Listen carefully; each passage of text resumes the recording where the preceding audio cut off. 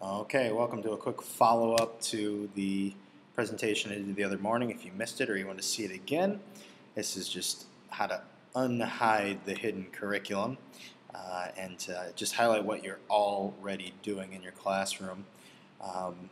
Remembering that ATLs are about explicitly teaching ranges of skills and strategies, and the idea that we shouldn't be hiding it from students but putting it out there and getting as much in front of their faces as possible. The concept of what I do is take a task sheet, and after I'm finished writing it, I just highlight what is already being taught in the ATLs, which most good teachers are already doing. They just might not be saying it. So I would simply take a text box and highlight the ATLs that would be covered under a different section if they are overt. I don't try to force it, just make sure that if there is something I would have normally wanted to teach, that I say that on the task sheet as well, and that's just punching in a text box in Word or whatever it is, so the students know, and more importantly, so that I don't forget those skills that I wanted to highlight when I thought about it in my planning. You might also do the same thing with reflections as an ATL skill, and actually build in reflections. And this task sheet happens to be over a whole term. There are a series of different reflection skills built in, and so that self-evaluation, there's some peer evaluations built in. But again, those are just text boxes that I added at points where I thought I might like to stop and focus on some ATLs.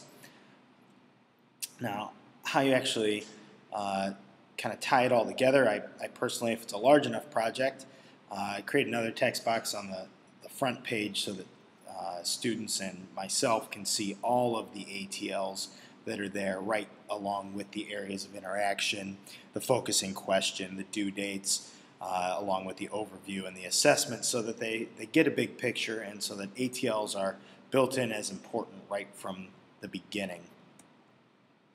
The process of doing that, it's not too tough.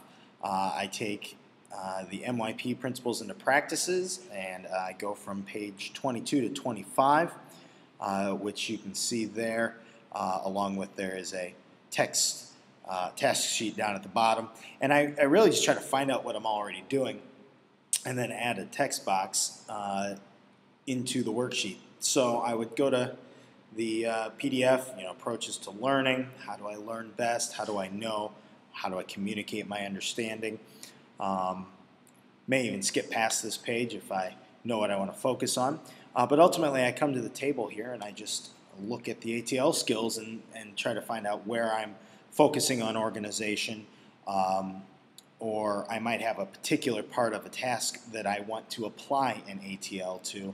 Both are fine. But I would just run through the different skills, and for instance, in this case, if I look at the task sheet, I want students to design a series of tests. So planning is really going to be important. So I simply take that planning and I put a little text box in.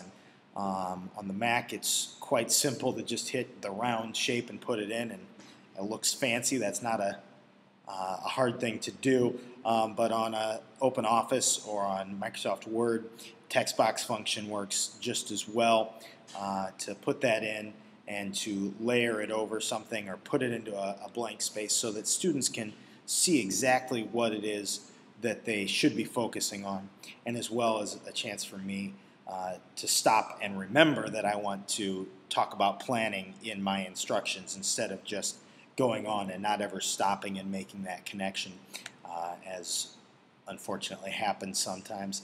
And then I would continue on through that task sheet and looking at all the other ATLs and sum them up at the beginning. If you ever have any questions on that, how to do it technically, how to put a text box in, please feel free to ask me.